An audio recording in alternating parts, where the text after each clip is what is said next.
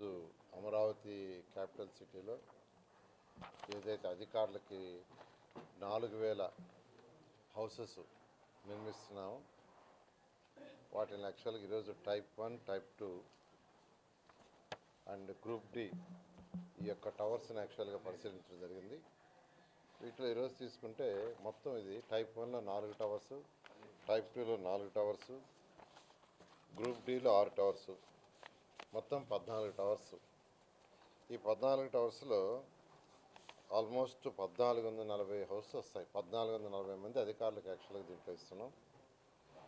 ఇందులో టైప్ 1 అయితే 384, type 2 336, group D వచ్చి 720, గ్రూప్ డి వచ్చి 900 చదరపు అడుగులు ఉంటుంది ఒక్కొక్క అపార్ట్మెంట్, టైప్ 2 వచ్చి 1500 ఉంటుంది, టైప్ 1 వచ్చి 1800.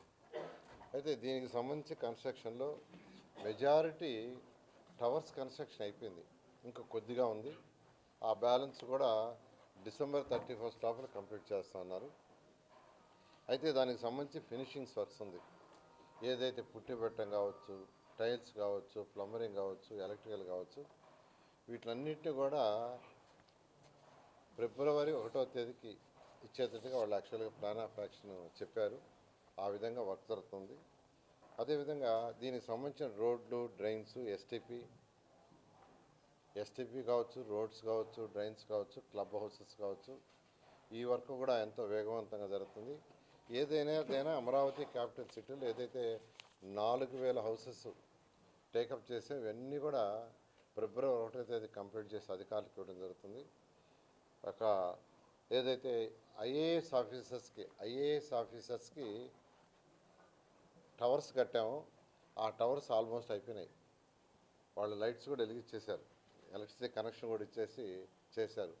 ఒక ఎస్టీపీ వర్క్ ఒకటి జరుగుతుంది, మరి ఇంటర్నల్ రోడ్స్ వర్క్, ఈ రెండు పూర్తయితే ఆల్మోస్ట్ ఐఏఎస్ ఆఫీస్ సంబంధించిన టవర్స్ కంప్లీట్ అయిపోయినట్టే.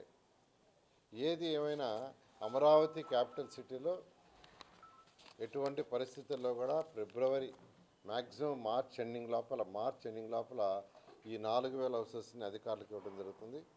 అదేవిధంగా రోడ్స్, డ్రైన్స్ తీసుకుంటే ఏదైతే అనుకున్నామో ట్రంక్ రోడ్స్ అన్నీ కూడా కంప్లీట్గా ఒక 1 year లోపల కంప్లీట్ అవుతాయి. అదేవిధంగా లేఅవుట్ రోడ్స్ తీసుకుంటే 2.5 years, టవర్స్ తీసుకుంటే టవర్స్ 3 yearsలో కంప్లీట్ అవుతుంది. అయితే అక్కడక్కడ కొందరు రకరకాలుగా గ్రాఫిక్స్ అని అవన్నీ అంటారు. వచ్చి చూడమనండి, వచ్చి చూస్తే తెలుస్తుంది ఎంతమంది పనిచేస్తున్నారు, ఎన్ని మిషన్లు పనిచేస్తున్నాయి, ఎన్ని ఏజెన్సీస్ పనిచేస్తున్నాయి, ఎంత వర్క్. ఎక్కడో ఉండి ఏసీ రూమ్లో కూర్చొని స్టేట్మెంట్ చేయడం కాదు, వాళ్ళు వచ్చి ఇక్కడ చూస్తే ఎంతమంది పనిచేస్తున్నారు, ఎంత వర్క్ జరుగుతుంది, రోజుకి ఎంత వర్క్ జరుగుతుంది తెలుస్తుంది. సో ఏదేమైనప్పుడు ఒకటే చెప్తున్నాను, అమరావతి రాజధాని మీద ఊరికినే మాట్లాడటం వేస్ట్. వాళ్ళు నేను కాదు, ప్రజలు ఇచ్చి కొడతారు. ప్రజలు ఎందుకంటే ఎటువంటి పరిస్థితుల్లో కూడా మార్చి నెలాఖరాకు అన్ని బిల్డింగ్స్ అయిపోతాయి.